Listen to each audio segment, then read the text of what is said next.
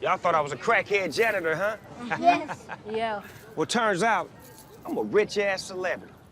And when I heard about y'all league not being able to find y'all one decent, respectable citizen to mentor you little dudes, shit kind of broke my heart.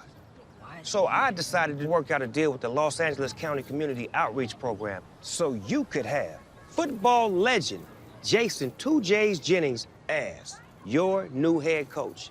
Legend. Man, get out of here, dog. Oh, shit, I know who he is. Good looking out. About time y'all put some respect on my name. Nah, he used a fake penis to cheat on drug tests. What's up, everybody? Welcome back to the Stephen A. Smith Show right here over the digital airwaves of YouTube. My guest is a multi-platinum Emmy Award-winning rapper, actor, television host, entrepreneur, and the owner of the legendary Death Row Records. He's also a big sports fan, Steelers fan. You know, I know the feeling, I know the misery. Joining him also is one of the funniest men in comedy. They both stopped by to talk about their new film, okay? By the way, the other dude that I'm going to bring up, he's an Indianapolis Colts fan. He'll explain that later. But put your hands together for the one and only Snoop Dogg himself and Mike Epps. What's up, fellas? What up, What's going on? What up? What up, Smith? It's good to see y'all, man. Listen, before I get into this movie, because I definitely want to talk about this movie, your Indianapolis Colts, Snoop, our Pittsburgh Steelers, both home watching the postseason. So now that we here with the AFC and the NFC championship game coming up, Baltimore versus Kansas City, Detroit versus San Francisco. I'm going to start with you, Snoop. Who you got going to the Super Bowl, bro? Well, my movie is called Underdogs, so I'm going to have to go with the Underdogs. I think, and don't take me the wrong way, I think that it could possibly be a Detroit-Baltimore Super Bowl. Man. That's what I Hold on. Who the hell told you Baltimore was an underdog? They ain't no underdog this week. They going up against Patrick. Go get it. Mahomes. Come on, Stephen A. Don't play with me. I know the brother all world now, Six but in a row? he's all world. He's all world, but who he going against? He going against Lamar Action Jackson. Lamar Action Jackson, bro. We can't do that. But that's why they're the underdog, because to me, you expect Patrick Mahomes to, because he's done it so many times. To me, he's the new Brady. Let's just face facts. You got to go through him to get it done, right? That's right. So he's the new Brady. So to me, he is the favorite. Even though Lamar and them are at home, they've never beat him in the playoffs. Tell me when I'm lying. And then you ain't lying. You ain't lying. You ain't tell a lie yet. Epps, what's up? What you going with?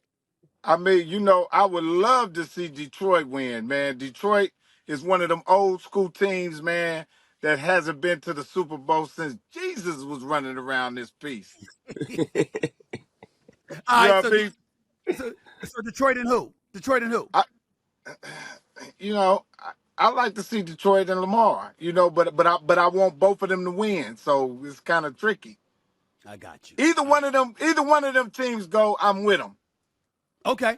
All right. We'll do that. We'll roll with that. Let me get to this movie, man, because it is entitled Underdogs. Snoop, they're calling it art imitating life. Talk to me about this movie, Snoop. Talk to me about your role in this movie and what sparked it.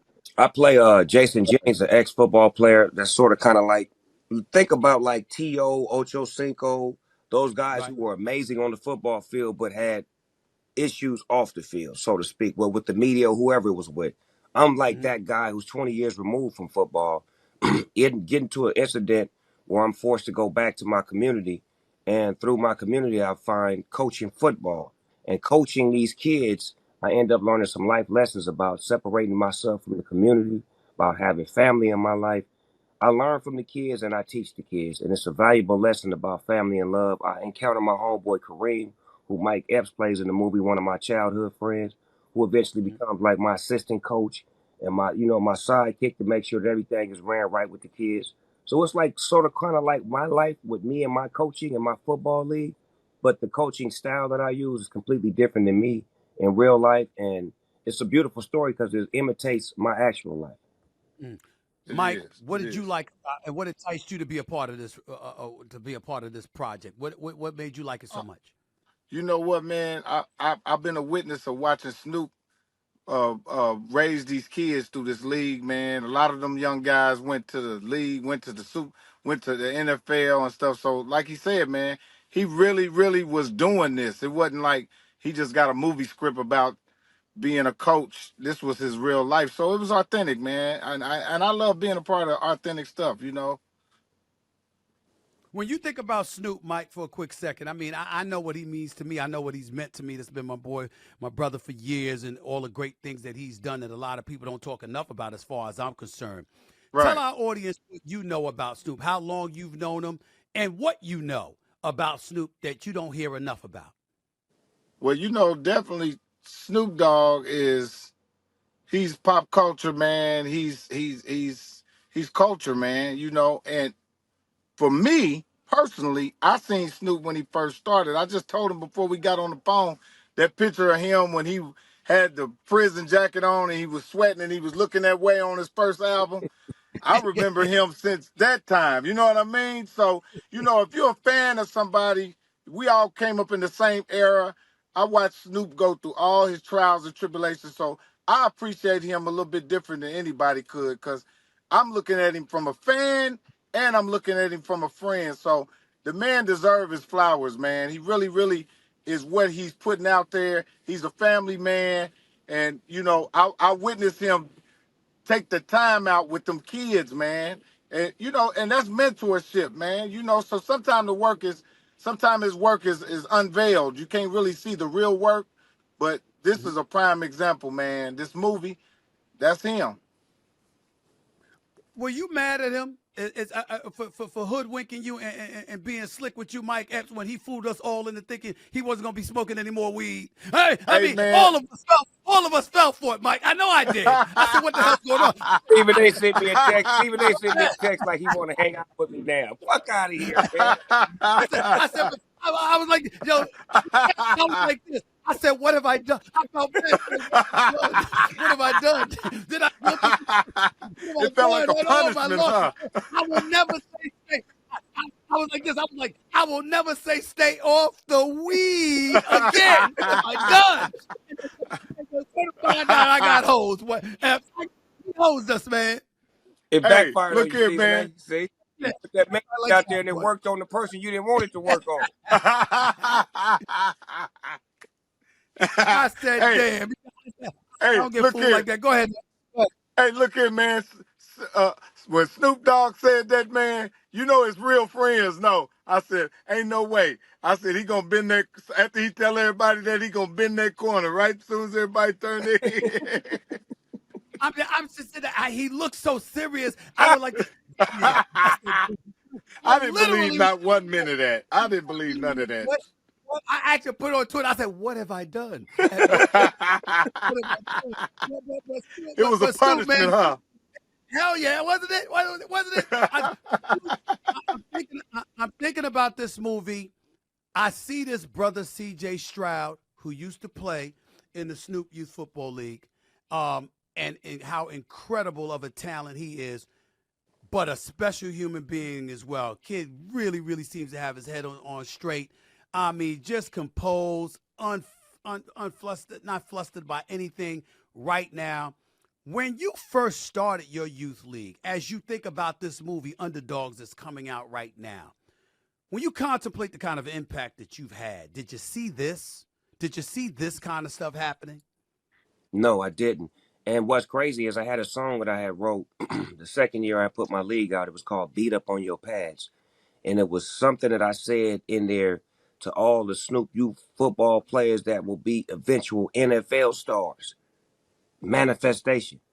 And then maybe 5 years later, our first kid that made it to the NFL, Ronnie Hillman, rest in peace, made it to the Denver Broncos, went to the Super Yeah. Bowl. Mm, Peyton mm, Manning loved him. When this man Mm-hmm. mm, was making his transition, I get a call from Peyton Manning. Snoop, call Ronnie's mama. Call his mother. She tell me how he's doing. I talk to him, cheer him up. A few weeks later, he transitioned. Peyton hit me. Dog, I'm going to speak at his funeral. I love Ronnie like you did. He was a great treasure to be around. So when I Wow. seen that, how kids from my league could affect a legend like Peyton Manning to have him come speak at his funeral, and he only played a few years with him. Then I'm watching Mm-hmm. CJ, I'm watching Dobbs, I'm watching Nixon, I'm watching Lenore, I'm watching Drake Jackson, I'm watching Jack Jones, I'm watching all these kids that were kids in my league. They're men now, but in my eyes, I see the kid in them. They're big kids having fun. And when I started my league, that's what it was all about, letting these kids have fun so when they grow into men, they can reflect back on being big kids and go back and help and save somebody the same way I did. Is this movie, Epps, is this movie going to reflect that kind of fun? I know it's going to be a beautiful message in it. It's going to be some serious stuff. But at the end of the day, how much fun is going to exist in this movie? Because when we see you, that's what we expect to see.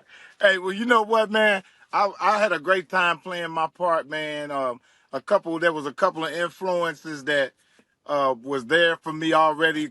Coach K Mac, Coach Silky, some of Snoop's partners that coach with him. So it Mhm. was easy for me to channel some of them guys, man. And I mean, the kids in the movie were incredible. It's like a up to date Bad News Bears. You remember Bad News Bears? Them little Oh, bad kids. yes. Yeah. Yeah.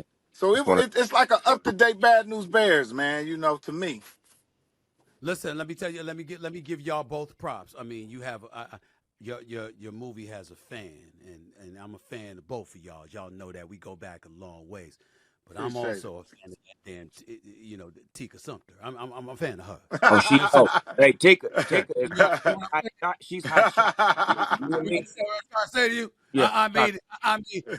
I'm looking at my top five list and stuff like that. So I might have to revisit that. You know what I'm saying? I might have to revisit.